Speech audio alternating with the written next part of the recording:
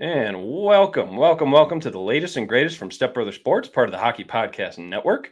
You can listen to us anywhere where you find your podcast. Don't forget to like, subscribe, rate, review, all the great engagement functions you can do for us on the show. Really appreciate it on any of the platforms we're on. Like I said, smash those like buttons, subscribe away. You can follow me, Chris Maz, on social media platforms at CFMAZ and Shawnee V at SV The Don NHL and on YouTube at Step Brother Sports.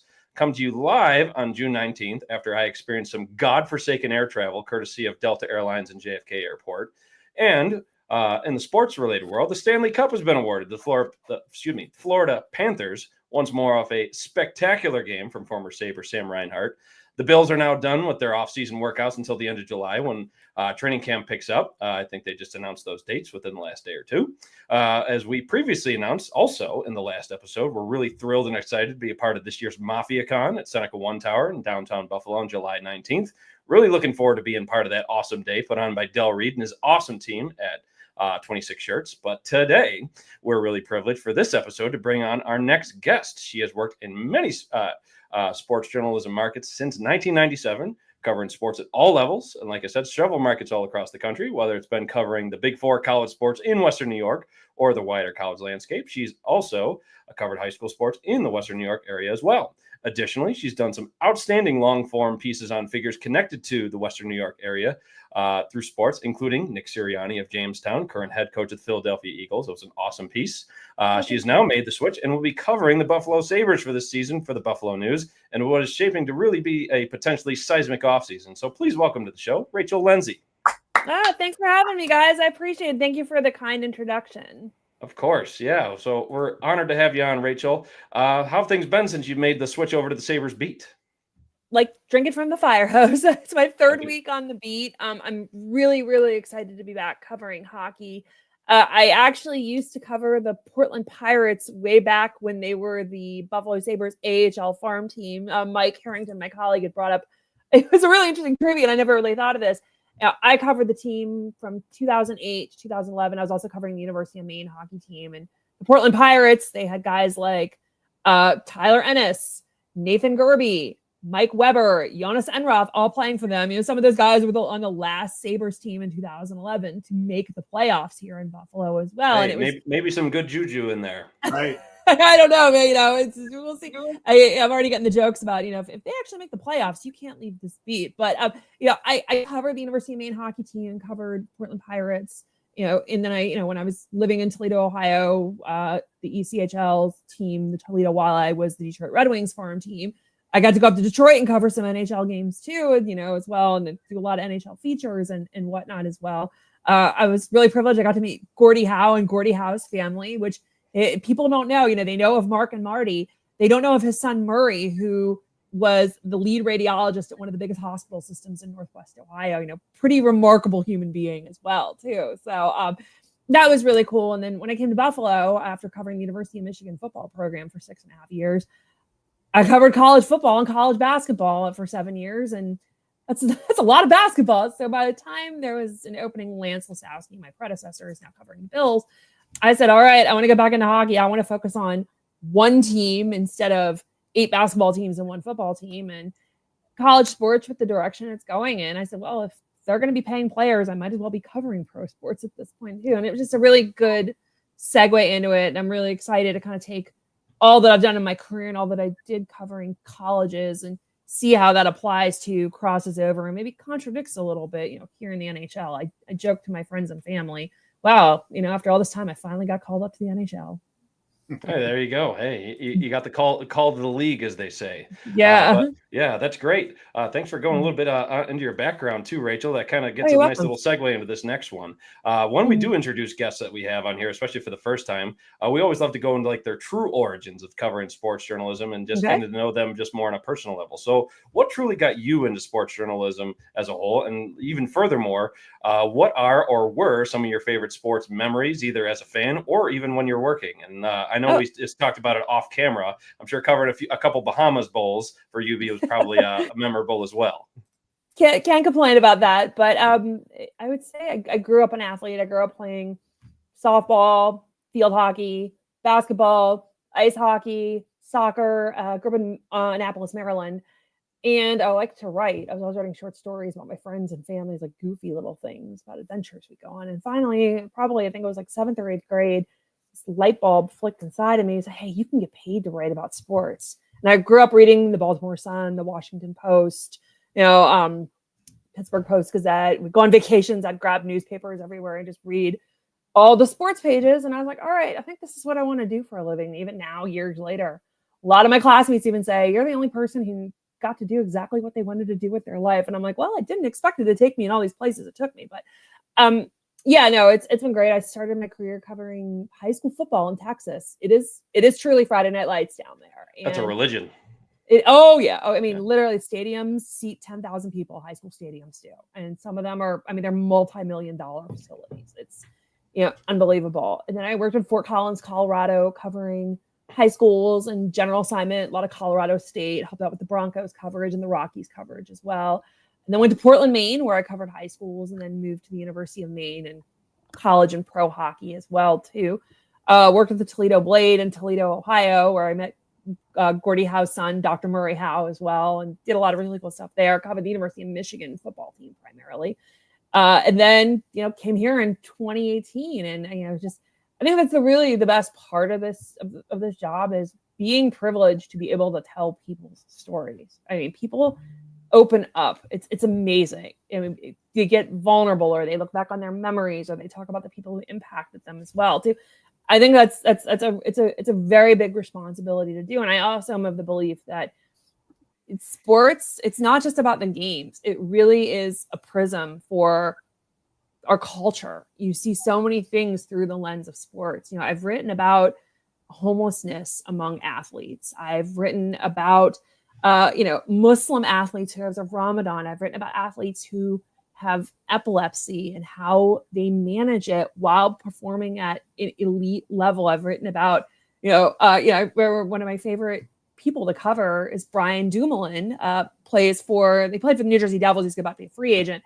One of my first assignments in Portland, Maine, years and years ago, was to write about this little kid playing hockey named Brian Dumoulin in Biddeford, Maine. And he talked just like this. He was so quiet. And you watched him, especially for just like an elite athlete. Yes. And he said, I want to go to the University of Maine and play college hockey, and I'm going to Boston College. But he ended up leading his high school team to 2 state championships, and then decided to play junior hockey, then went to Boston College. And I remember calling him the night before the NHL draft in 2010. And, I said, tell me about how, this process. I was surprised he took my call. And it was like, and he's just talking and talking. And some of the stories he told me, I was just like, wow, he's actually comfortable telling me these stories off the record about his interview processes at the combine and whatnot. And, and he was really excited. He was nervous and whatnot. And next thing we know, he's going to Boston College. He's helping them. I think he won a national title there, maybe with Chris Kreider. And then he's going to the NHL, gets traded from the Hurricanes to the Pittsburgh Penguins. And I remember my husband and I had tickets to go see the Detroit Red Wings play the Pittsburgh Penguins on Brian Dumoulin's NHL debut. And his dad was in the stands too. And we were full circle moment right there. It was wild. So it's really cool to see how not just how he's become a pro, but how he's grown. He's married and has kids now as well. And he still goes back to Biddeford, Maine every year to see his family. So stuff like that, to see the people you cover grow up, for lack of a better term, as well. Hey, that's really awesome. And like you said, those little meaningful moments, those are things you'll never forget. And it's like, and like you were saying before, like the reason why you get into the business, and makes you even love it even more than you thought you ever would. Yeah. So, but that's really wonderful, Rachel. Thanks for sharing that too. But now to kind of get right into business. All right. Yeah, we definitely, obviously we have you here. All of our listeners want to go deep with you as far as the Sabres go. But before we do that, I wanted to just share something quick with you about our similar origin story. Okay. With all of our guests that we have on the pod. And so, I did a little bit of research on you before. Oh, you Googled me. nothing too crazy. This is all stuff that's public. Okay. I do it to all the people I cover too. Yeah. So, pretty cool story. So I know that you spent some time in Pittsburgh for school. You went to the University of Pittsburgh, as Chris mentioned before we went live here. So when I was in college, so two things at Buff State. So first of all, the way that I kind of broke into the industry, similar to you covering like the local like high school sports scene, Mm-hmm. I interned for Mark Adair at High School Football Weekly, and was Okay. just like the box score, like the very easy Yeah. overview of all like the Western New York high school sports. That's what I kind of got to do that and learn how to write for print. At that time it was Mm-hmm. Buffalo News and then High School Sports Weekly. So that's one similarity we have. But the other one in terms of Pittsburgh, when I was in college, I had a job over the summers. I want to say like my 19 and year 20 of my life. So it probably would have been like second or third year in college, give or take. Okay. I worked for Comcast, and I actually lived during the summer, like in between semesters, in Pittsburgh, in Oakland, actually, right Okay. in the Children's Hospital. And and that's how I kind of developed a love for the city of Pittsburgh. And still to this day, so we talked about, Paul Skeens is actually pitching right now. Well, he's probably out of the game. But my father and I are Pittsburgh Pirates mini pack holders, and we still go to the series. I know, and it's tough because they're obviously kind of God love you. Beautiful ballpark. I wish the team would match up. I'm like, it's like they brought back Kutch for nostalgia and for the vibes. And I'm like, it's just been a rough year for the Pirates. And I'm so glad you mentioned Oakland because I still go back to Oakland. I love Oakland. Of course, it looks nothing like it did when I went to college. I walked down Forbes Avenue last summer. I said, 42nd Street, New York. Yeah. But I just like, like there's no more Peter's Pub. There's no more CJ Barney's. I'm talking like the olds now, but the O is gone. And I'm just like, I was like, but I just love the vibe of Oakland. It's just, to me, it's the perfect, and I'm biased, but it's the perfect urban college campus. Absolutely. No, I love it. It's just, it was cool to be able to walk there. And funny enough, so you know Oakland.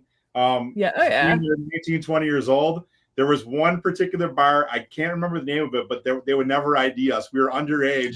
They just walked right in, no problem. It's like it's not Zelda's because Zelda's closed when I was still underage. So it wasn't Zelda, it wasn't the greenhouse. So done dating myself. It was walking distance. It was basically walking distance from the Children's Hospital. It was okay within a mile, I would say. So we did it.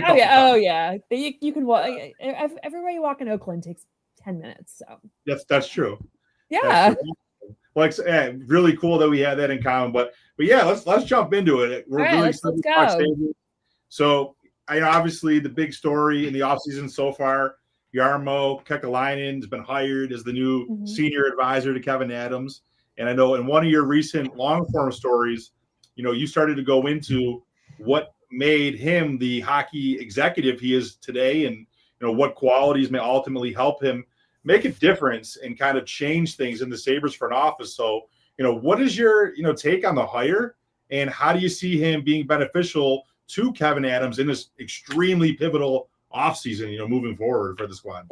It's interesting doing the research on that because we're seeing a trend in a lot more front offices of hiring a senior advisor. And, I think this move was overdue for the Sabres as well. I mean, obviously, the Columbus Blue Jackets let go of Jarmo Kekalainen, and when I talk with John Davidson, one of the senior people with the Blue Jackets. I mean, this is how old I am. I remember watching John Davidson call Rangers games years ago on Sports Channel America. But he said it's a business move. Jarmo's going to do great, and everybody I talked to for that story, even people who I didn't quote. And that's not one thing goes on. A lot of people we don't quote in these stories. Just we want to get background. And everybody said Jarmo Kekalainen, he is decisive. He is aggressive.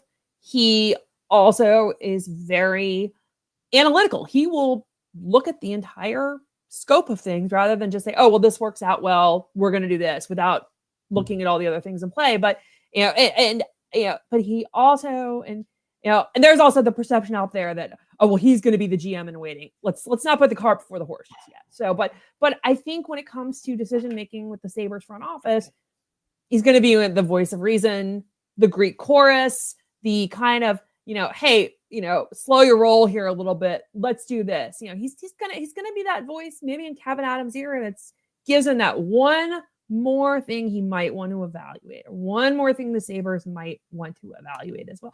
And look at Jarmo Kekalainen's track record as well. I mean, he built Columbus into a competitive organization. I think about some of the trades, and I've written about them in the story. Can't name them off the top of my head right now, but it was John Davidson and Jeff Rimmer, former Columbus Blue Jackets broadcaster. We're going over all of them with me, and I'm like, that's right. I mean, he got John Gaudreau, God rest his soul, to come to Columbus. Right. Everybody thought John Gaudreau was going to Philly or New Jersey or the Islanders or one of the old Patrick Division teams because he's a South Jersey guy. Somehow he swung that as well. And it was kind of like, wow, and I remember that. I remember thinking, like, man, Jarmo Kekalainen means business. I remember thinking that when John Gaudreau went to Columbus. That's big. Especially when he went full throttle the year that they swept Tampa Bay Lightning that first round. I mean, he knew that Panarin and Bobrovsky were all but going at the end of that season, but he fully went for it, especially with that train with Matt Duchene, one of Sean's favorite players. Oh, he just signed it. Yeah, he just signed with Dallas today, so he was hopeful that the Sabres might try and make a play for him. But obviously, again, like the aggressiveness of Jarmo is on full display. I want to see Jarmo Kekalainen play poker. And I like playing poker. I want to see him play poker sometime. But I mean, this isn't a poker game. This is a multi-million-dollar organization here. That, I mean, I said it on our Ice Time podcast on the Buffalo News. I mean, the Sabres got to change like yesterday. And my philosophy is, you bring Jarmo in. He's and I think this is my philosophy. I think the Sabres should do. Everybody here has an opinion in Buffalo among the fan base. You identify your core players: Alex Tuch, JJ Peterka, Rasmus Dahlin. And I'm leaving a fourth out. Someone name it for me: Tuch, Peterka, Dahlin. Howard?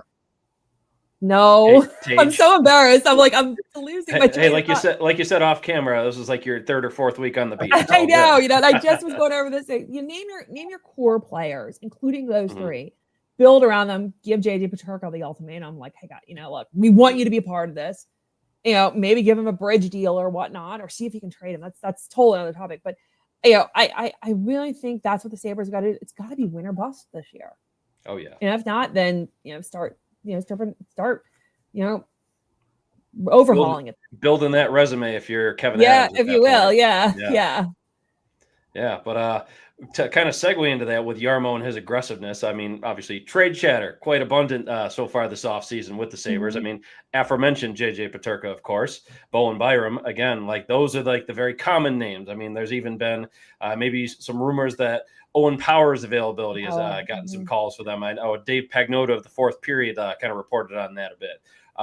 Just looking back at some of those names that you see on there, or even just any player for that matter, like we're very critical of Matthias Samuelsson on this pod, just based on past performance and injury history, to say the least. But I mean, could you see any of those trades like happening? If so, like, do you think like between Kevin Adams and Jarmo Kekalainen, do you think substantial returns could be brought back for those players, or just again like an NHL ready level talent most of all? If a trade is going to be made, it has to be made so that the Sabres will acquire players who can come in and step on the roster right away. Don't trade for draft picks. Don't trade for cash. Come in and just not restructure the roster, but rebuild the roster with maybe, a player who's a grinder, who's not afraid to stand up for their teammates, physical guy, or, a skill guy. It's interesting when you look at Byram and Peterka, you've got JJ Peterka, who scored 55 goals over the last 2 seasons. I mean, that's marketable. He's an RFA, so you almost have to trade someone that. But then you have Bowen Byram, who's a Stanley Cup winning defenseman. You got 2 very viable trade candidates, and then you've got an advisor who has a history of being aggressive.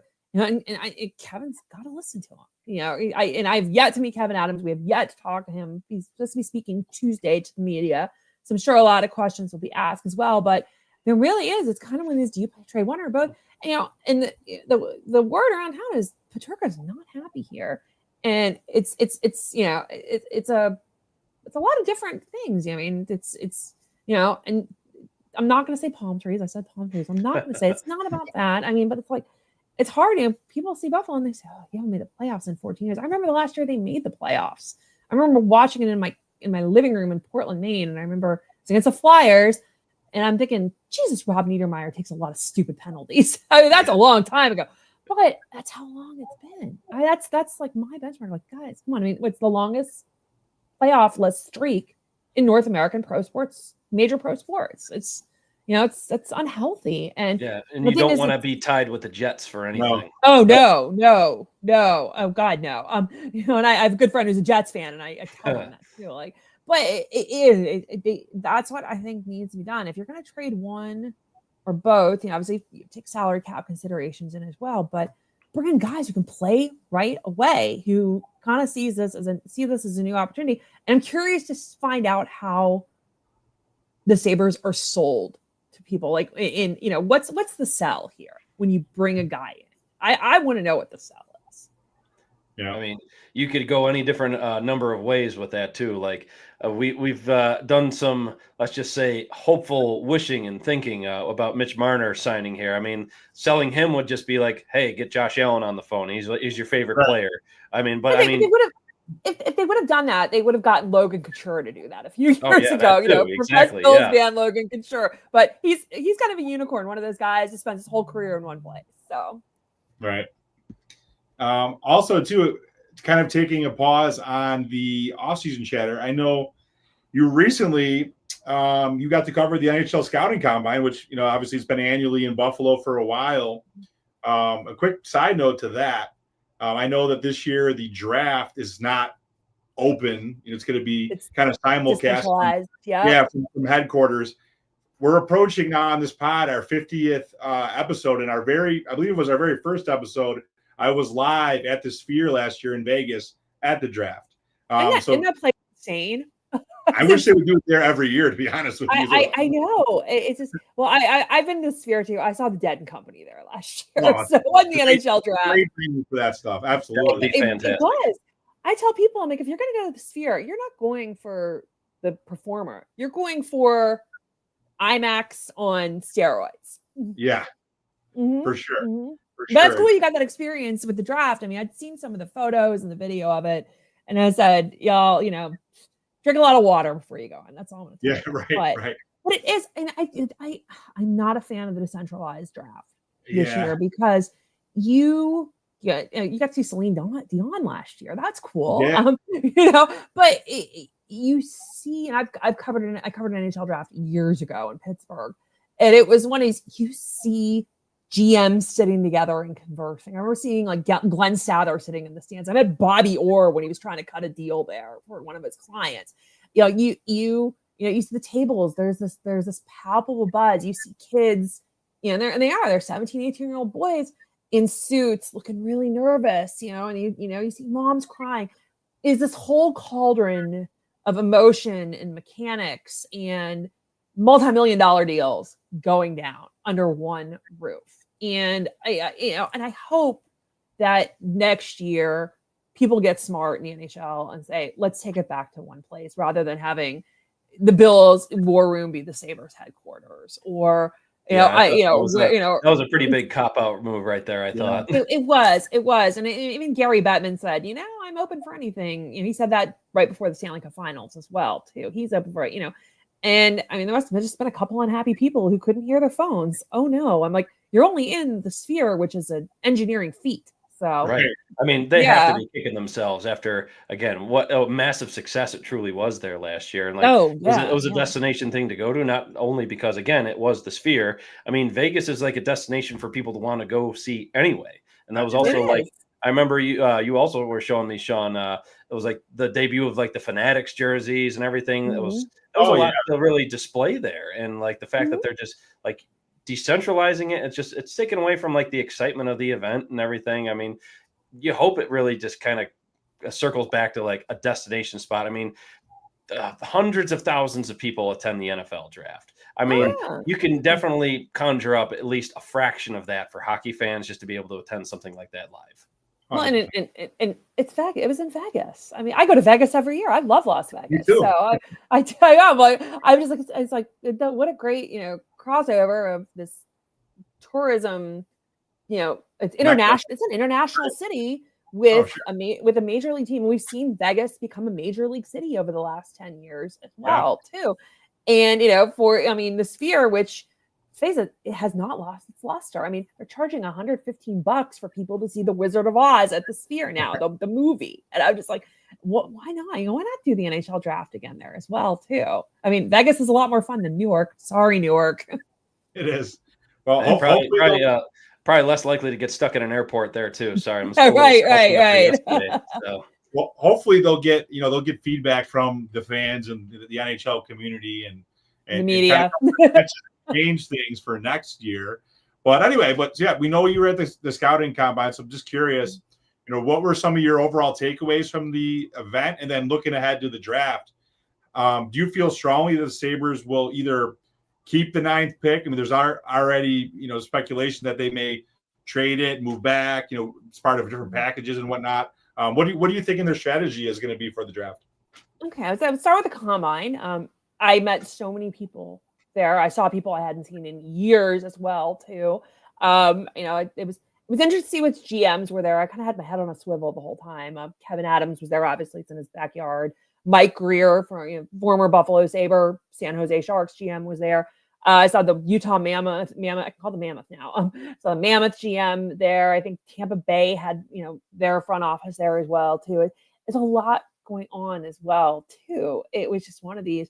And the second day that the media was open, it was available to the media. They're bringing in guys to be interviewed to do either scrums, or you can be lucky and get one-on-one guys just real quickly. And I even kind of laughed. I said, well, I had a plan for this, but I didn't have a strategy for how to tackle all of this. I mean, it rolls from 7:30 in the morning to about 2 in the afternoon. And you watch them break down everything on the floor. And it's like, and then next thing you know, you have all the times and heights and testing numbers come up that afternoon. And then, that's the other thing people, the NHL combine is different from the NFL combine in that those numbers are only a fraction. I mean, there's a whole week of interviews. It's fun hearing what the guy, what the players, go through with the interviews and the questions they're asked as well. Where they go to dinner, have guys ever been to Buffalo as well? And I haven't covered college football for full time for the last, 13 years. I was like, I forgot how much more candor there is among hockey players. It's a little more openness, a little more of a relaxed vibe to it. As far as the Sabres go with the number 9 pick, it's interesting because we haven't seen a lot of trades. Teams want to hold on to their first round pick, as my colleague Mike said. But I am of the belief, again, if this team wants to be competitive in Buffalo, trade that number 9 pick as part of a deal to bring in guys right away. This is kind of my soapbox here.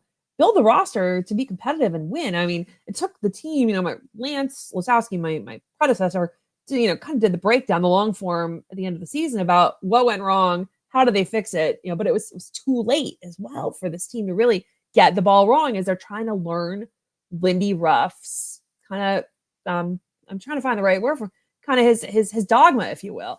And by the time they figured out, it's like, now how does this team carry it over into this season? I mean, maybe if you can't change the people around you, you change the people around you. Maybe that's the strategy we have to see. But I'm of the belief, just again, bring in the core 4, find your pieces that you can trade to bring in guys that will, fill the holes behind you, be a grinder, stand up for your teammates, work with the salary cap as well. And then you've got the whole question of Alex Tuck as well, too. He's entering a contract year too. So there's that as well. And I mean, it's something, nobody wants that to be a distraction, but it's going to be a constant question as well, too. Yeah, I'm with you. And I think I won't speak for Chris. Chris can speak for himself, but I'm of the mindset of, trade that number 9 pick, because if they don't, they're probably not here to see that pick come to fruition in the league. Mm-hmm.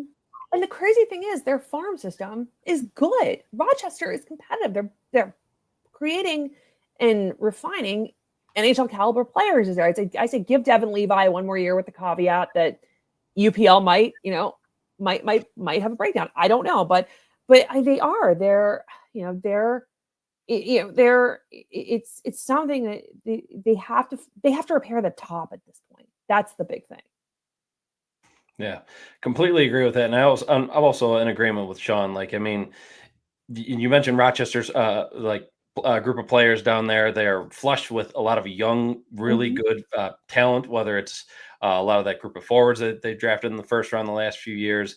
I think if anything, if you are going to actually keep the pick, probably picking up a defenseman would be great. But I'm of the mindset also, like, again, you need to win now, and it's been brought up several times over. I mean, there's no reason why if you can't pull off a trade at this point, make it happen and package that pick. Or if you even need to find a way to do a pick swap of some kind, just have that be part of it. And there's no reason why you can't get it to get a player that will help you right now. So yeah, it's interesting. Here's some trivia. Their Sabres haven't historically traded a lot of their first round picks. It's interesting. I was actually researching this afternoon for a story I'm working on for next week about.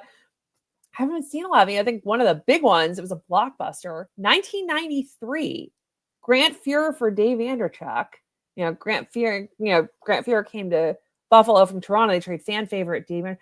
Blockbuster was a big thing in the early 90s in the NHL.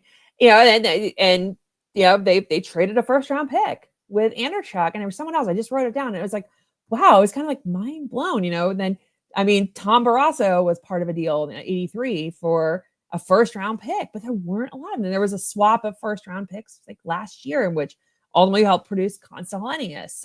It was interesting, it was, and seeing all, like, if you look back, I wish I could find, my coworker sent me it's a database of all the NHL first round, of all the NHL drafts and transactions that go into it. It's like you go down the rabbit hole as well too. But it was really interesting to see some of these deals that were made and how they were. But I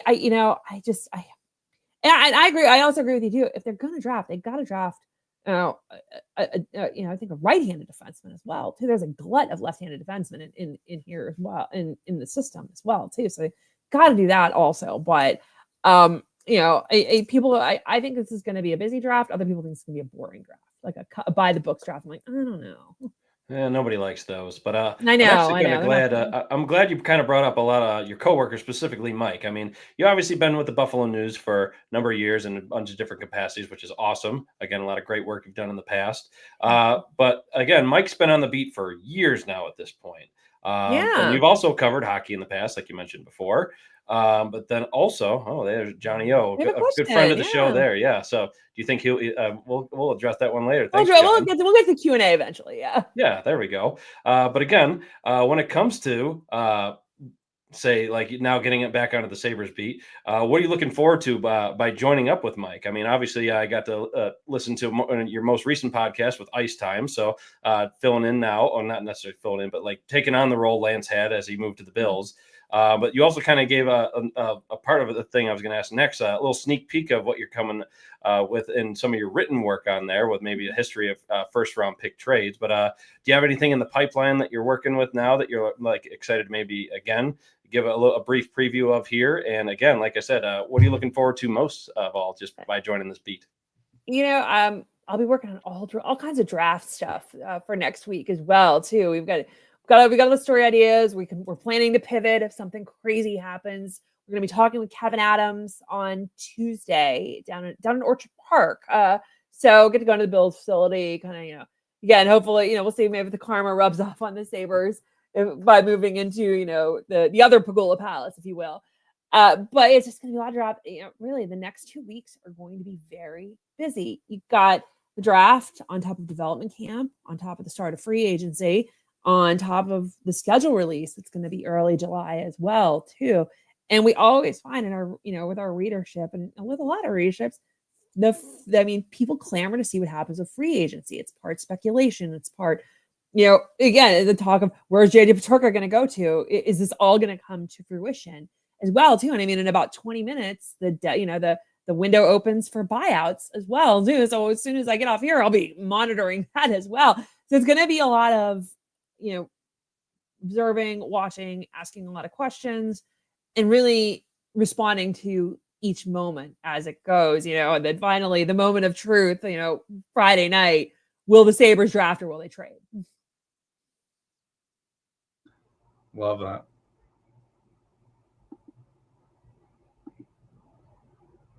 Sorry, I realized I was muted, but I'm sorry about that. I was just going to say, we're looking forward to all the stuff you have coming down the pipeline there. But at the same, like I said, at the same time, we look forward to it with great anticipation. Absolutely. Yeah, I kind of joke with my family. I said, just get me to 8:00. Friday night. Then we'll know what more to do. But I mean, it's cool. It's cool. I'm excited. I grew up watching hockey. I loved covering it the first time around. I am so excited about covering it again as well too. Love it. And speaking of that hockey and you loving it, can we assume that you had a chance to watch the amazing Stanley Cup final that just concluded?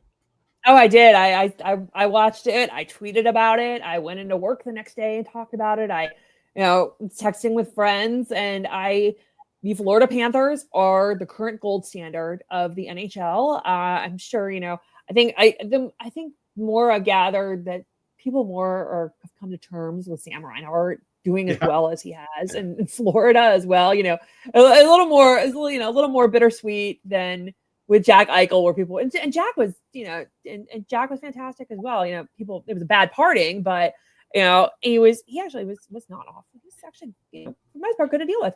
And but the thing was, it was the thing that I really liked about Florida.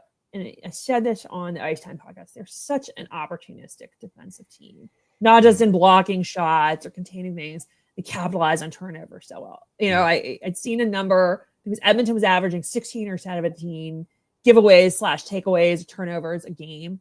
I mean, and I think back, even as soon as Evan Bouchard coughed up the puck to set up that first goal by Sam Reinhart, I said, well, that's why Florida is going to close out this series tonight as well. Right. And also, I mean, Sam Bennett, veteran moves in front of the net. Every team needs a player like Sam Bennett. He didn't have a great regular season, but if I had to vote for the Conn Smythe, I would have voted Sam Bennett, Sam Reinhart, Leon Draisaitl, and a Connor McDavid all world. But the missing piece for Edmonton was Zach Hyman. When he went down with that injury, Edmonton lost their Sam Bennett. Yep. Yeah, if you look at if you look at the shot charts, look at the number of shots Edmonton and Florida took right, inside the slot, that high percentage area, as they call it. Just look at it. You will see such a vast difference if you look at the shot charts and heat maps. Oh yeah, Hyman's super important, and he's the guy getting all the garbage goals in front of the net, streaming, doing all that. It's funny though. So you mentioned Sam Bennett. I've been outspoken about him being my number one target, and I don't know about how the cap situation is going to move. We'll probably have to shut some cap out, but he's raised his number significantly, and now getting the Conn Smythe. It's funny, in our group chat, I said Sam Bennett got the Conn Smythe, and most of the people in our chat agreed with me. I mean, there was a couple for Marchand, maybe somebody had a Reinhart in there.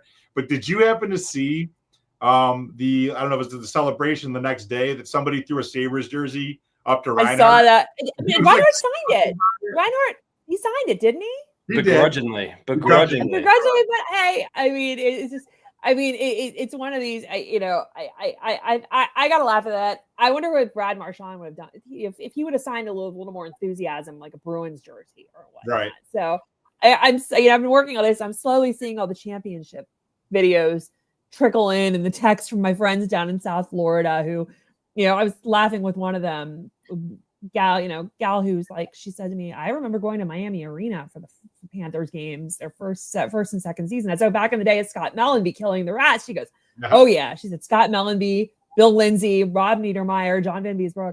And I said, what about your son? Did he grow up a Panthers fan? Your son's like 12, 13 now. He said, no, he didn't get into them until the Stanley Cup final last year. He's a basketball fan. But I was like, and Ariana Grande is a big Panthers fan. So, I mean, there's pictures of her on the Zamboni when she was 4 years old at the old Miami Arena. So I respect Ariana Grande's hockey game. That's crazy. So I think you kind of just alluded to it a bit. But so like just reviewing that Stanley Cup and we'll just run it back to last year too. The way that team plays, whether it be the physicality, the opportunistic, forward checking, leading to turnovers. What do you, if anything, take from them that you would hope that the Sabres could kind of put into their game to kind of change the way that they play on a game-to-game basis?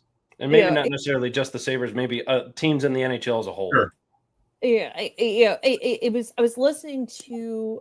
It was Sirius XM this morning and Channel 91 NHL Network while I was running errands, and I can't remember who they had on, but they talked about how many people, or maybe it was yesterday, I was driving home, and they were talking about, they said it's a buzzword, but the culture of the Florida Panthers about how they believe in something, and I've heard this a lot in basketball, the term servant leadership, about how the leaders look at all the needs of everybody around them and prioritize those. Everybody's on the same level. Everybody has to have those needs satisfied so everybody can function as a group toward a common goal. It's servant leadership. Again, another buzzword, but that is a value in the Florida Panthers in the culture.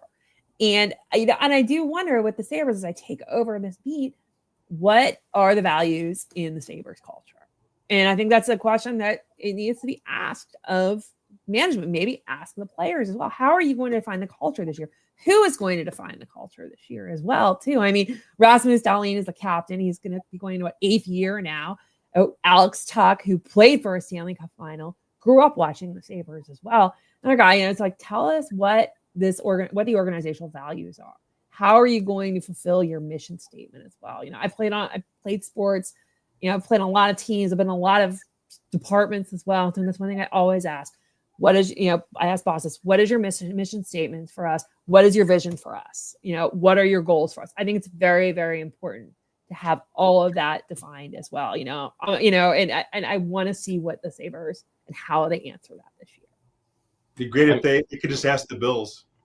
right. I mean, they can knock on Brandon Beane's door when they're over there next week. Cut and paste easily. Just, hey, Sean McDermott's playing. Hey, put it right in there. I mean, Lindy Ruff, even just talking about it, you heard it in a couple of those embedded videos earlier in the season. Like, got to fix the culture, and like you said, that should be priority number one for getting the right players in here. But now to kind of shift gears back to maybe a little bit of your previous role here, back to your time covering college sports primarily. So UB Women's Hoops, they're about to undergo a lot of changes with their new head coach after their NIT tournament win was a big deal. St. Bonaventure, their men's hoops, they hope to rebound after kind of an ugly playoff exit they had for themselves. UB football, they're trying to build more off this program under head coach Pete Lembo. I mean, out of the big four schools here, or rather in Western New York, who do you find to be most captivating for this upcoming season for any of the sports for that matter? And again, what do you find to be most captivating about covering those teams? And why should more people, I think, in general, tune into the college scene in Western New York? I definitely think of the teams that really started UB football with Pete Lembo has constructed he's constructed a culture. He's constructed values. There's very much a level. He believes in accountability. He believes in putting importance in every individual, designated leaders, but having them understand their roles. As we're talking about with a culture, the mission statement isn't just to win football games. It's to work toward a common goal. It's to create leaders. It's to create people who understand their roles and that every person's role is part of this puzzle. And if one of those pieces of the puzzle is missing, things aren't going to work as well. And he really developed a good, he and his staff and the players and guys like Sean Dolak, Red Murdoch, and CJ Agbana developed such a great ability for this team to be resilient and say, hey, I remember when they lost back-to-back games against Western Michigan on a 4th down call that people are still going to argue for years. And then they got their heads handed them in Ohio. And it was one of these, okay, we're at a crossroads here. They had to play Akron the following week. And, and Akron gave them a game. But it was one of these, how do we respond from this? And that was another one of the values they built. It was with the UB football team is you have to respond to adversity. And the few years before that, if they were down 20-0, the game was over. And that was kind of a reflection of the previous culture. But Pete went in, sat down with every player about a year and a half ago. It was very honest with people. He's a very honest guy, especially if you've asked him about things. I was so stunned at his transparency in some of the questions I asked. And, he lets you know exactly where you stand. That's important. But he makes people and makes everybody feels valued in that football program. And, I think what's going to be intriguing, UB has a new quarterback and Taquan Roberson, a transfer from Kansas State. I'm eager to see how he shakes out. I'm eager to see how these two new linebackers, Connor Henderson and Mitchell Gonser from Cornell via, North Texas and Harvard shake out. You can never replace an All-American, but you can give them something to aspire to. I want to see how Red Murdoch fits in as well too. And Alj Henderson, the running back, another 1,000-yard rusher at UB. So I think they're probably the most intriguing prospects as far as college sports goes. And here's the thing about these college sports. It's affordable to go to these games. Like the UB football ticket was like $30, which is pretty good for a college football game. They get good opponents. And MAC football is pretty fun to watch. I mean, you see a 48-45 game on a Tuesday night. Of course, it's going to be 12 degrees, but I mean, they're pretty fun to watch. In the summer, you get a really nice, you really get a nice late September day. It's not bad, and you deal with a lot less of the NIL nonsense. Right. And, and I think St. Bonaventure basketball, just because the thing I love about the Atlantic 10 for men's basketball, every year's a dogfight. You're going to have one or two great teams. Yep. Everybody else is duking it out. But I also want to see how they're going to go through their next roster change, which is something that's happening in college sports as well. As you bring up NIL, that and the House settlement have completely changed the landscape of college sports as well, too. And the transfer portal as well, too. And we're going to see more colleges, we're going to see more, sadly, have and have nots, because these colleges have to get creative and how they're going to raise money to pay these players, for lack of a better term. I find the term revenue sharing a misnomer. It's we're paying players. I wish someone would just call it as it is. Yeah, I mean, could not agree more. I mean, it had such a profound impact on just like it's becoming very pay to play. I mean, you look at Ohio State this past year. I mean, how many millions of dollars did they spend on getting that championship level roster on there for the football championship?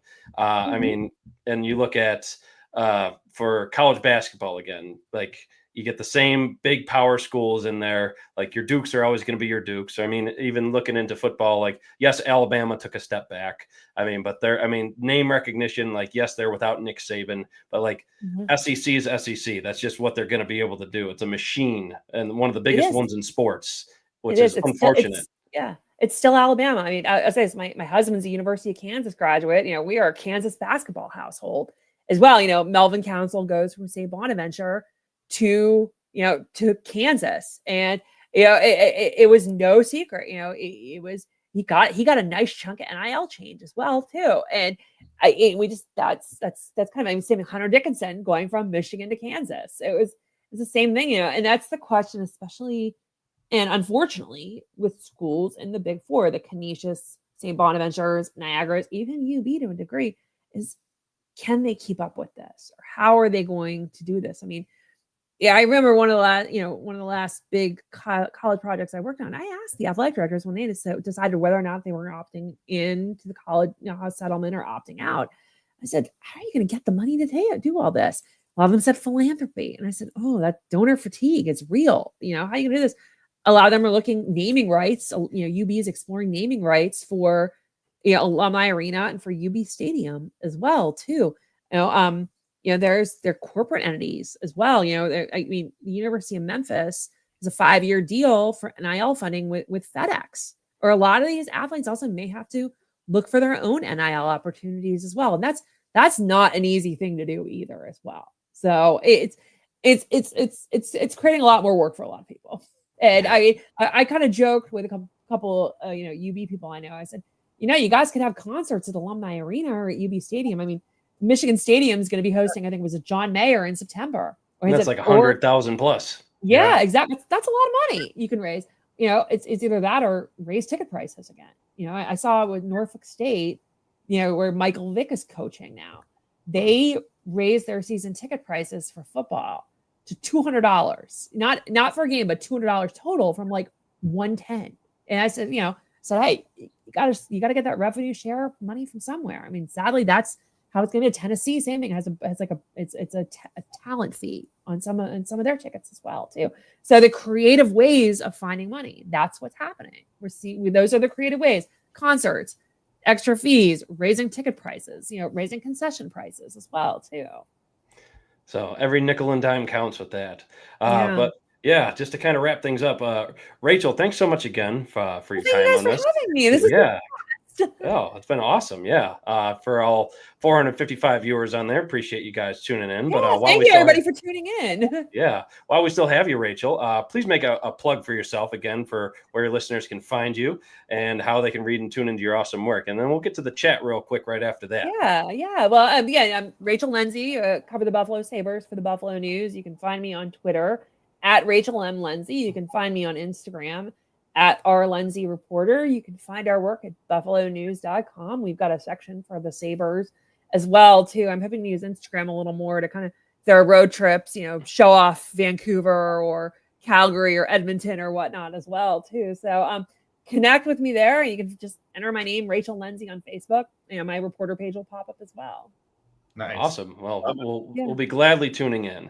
So thanks for that, Rachel. But let's see, a couple friends in the chat just kind of chiming in. So hey, all right. Jim Whitley, all right there. Yeah, thanks for tuning in, my friend. All the way up in Bedford. I must be on a road trip on the way home. All right. So hopefully in Bedford Springs, nice place to be, man. And then a good friend of the show as well, Johnny O'Hara. Paterka, talking about him once more. Where is he going to land? He thinks Vancouver. What do you think, Rachel?